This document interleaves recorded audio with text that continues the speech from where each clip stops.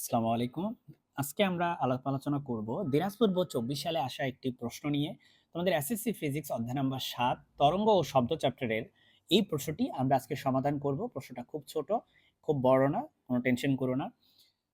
Dinajpur board ২৪ আসছে সুরশলাকা থেকে সৃষ্ট শব্দের এক্স ও ওয়াই মাধ্যমে তরঙ্গদৈর্ঘ্য যথাক্রমে 0.634 মিটার ও 2.871 মিটার এবং কম্পাঙ্ক হচ্ছে 520 হার্জ।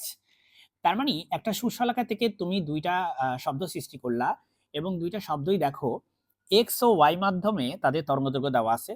তো তাদের কম্পাঙ্ক কিন্তু সেইম। কারণ আমরা জানি একটা সুরশলাকার একটাই কম্পাঙ্ক হচ্ছে তৈরি করতে পারে, ভিন্ন কোনো কম্পাঙ্ক সে তৈরি করতে পারে না। তাহলে সুরশলাকা থেকে তুমি কম্পাঙ্ক তৈরি করলা 520 হার্জ। কিন্তু তুমি তরঙ্গদৈর্ঘ্য আলাদা কেন পাচ্ছ? কারণ সুরশলাকাকে ২ টা আলাদা, আলাদা মাধ্যমে শব্দ সৃষ্টি করছো তুমি। আর আমরা জানি যে আলাদা মাধ্যমের ক্ষেত্রে তরঙ্গের বেগ আলাদা হয় এবং তরঙ্গ দৈর্ঘ্য আলাদা হয়, কিন্তু কম্পাঙ্ক কিন্তু এক হয়। কারণ একটাই বস্তু থেকে তুমি যদি শব্দ তৈরি করো তাহলে সেই বস্তুটা একই কম্পনে কাঁপবে। প্রথম প্রশ্ন, শব্দের তীব্রতা কাকে বলে? শব্দ বিস্তারে অভিমুখে লম্বভাবে রাখা একক ক্ষেত্রফলের মধ্য দিয়ে প্রতি সেকেন্ডে যে পরিমাণ শব্দ শক্তি প্রবাহিত হয় তাকে শব্দের তীব্রতা বলে। তার মানে শব্দ যেদিকে ছড়াবে, শব্দটা আসলে করলে সব দিকেই ছড়ায় যদি কোনো বাধা না থাকে। তো শব্দ বিস্তারের ক্ষেত্রে তুমি একটা একক ক্ষেত্রফল কল্পনা করো। একটা ক্ষেত্রফল কল্পনা করো ১ মিটার স্কোয়ারের, এবং সেটার মধ্য দিয়ে তুমি লম্বভাবে কি পরিমাণ শব্দ পাস করতেছে সেটা দেখো প্রতি সেকেন্ডে। এটাই হচ্ছে শব্দের তীব্রতা। শব্দের বেগ মাধ্যমের ঘনত্বের উপর নির্ভরশীল কেন? আমরা জানি শব্দ একটি অনুদৈর্ঘ্য তরঙ্গ। এটি মাধ্যমের কণাগুলোকে একটির গতির দিকে সমান্তরালে আন্দোলিত করে।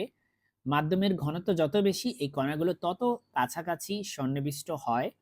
ফলে শব্দ তরঙ্গের মাধ্যমের কণাগুলোকে আন্দোলিত করে এক কণা থেকে পরের কণায় সঞ্চালন দ্রুততর হয়।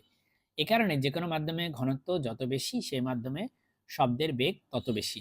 আসলে মাধ্যমের ঘনত্ব বেশি হলে সেই মাধ্যমে এলাস্টিসিটি বেড়ে যায়, আর এলাস্টিসিটি বেড়ে যাওয়ার কারণে কণাগুলোর যে কম্পনের যে হার সেটাও বেড়ে যায়।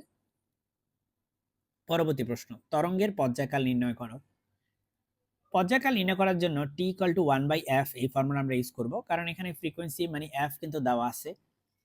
তাহলে 1/f মানে 520 হার্জ। 520 হার্জ তুমি বসাবা, ক্যালকুলেটর ইউজ করবা, অ্যান্সার পাবা 1.923077 ইন্টু 10⁻³ সেকেন্ড।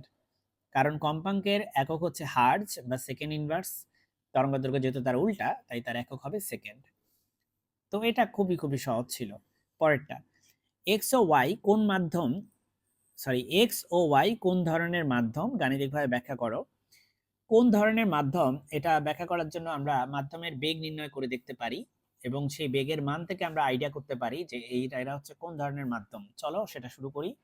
তো আপনারা এখানে দেখতে পাচ্ছেন যে আমরা প্রথম যে মাধ্যমটা আছে সেটার বেগ বের করার জন্য v equal to F lambda ফর্মুলাটা ইউজ করতেছি, এবং কম্পাঙ্ক হচ্ছে 520 হার্জ উদ্দীপকে দেওয়া আছে। আর হচ্ছে ল্যামডার ভ্যালু, প্রথম যে মাধ্যমটা সেটার ভ্যালু দেওয়া ছিল 0.634, এটা কিন্তু উদ্দীপকে দেওয়া ছিল। মাল্টিপ্লাই করে দেখা যাচ্ছে 330 এর মতো হচ্ছে অ্যান্সার আসছে 330 মিটার পার সেকেন্ড।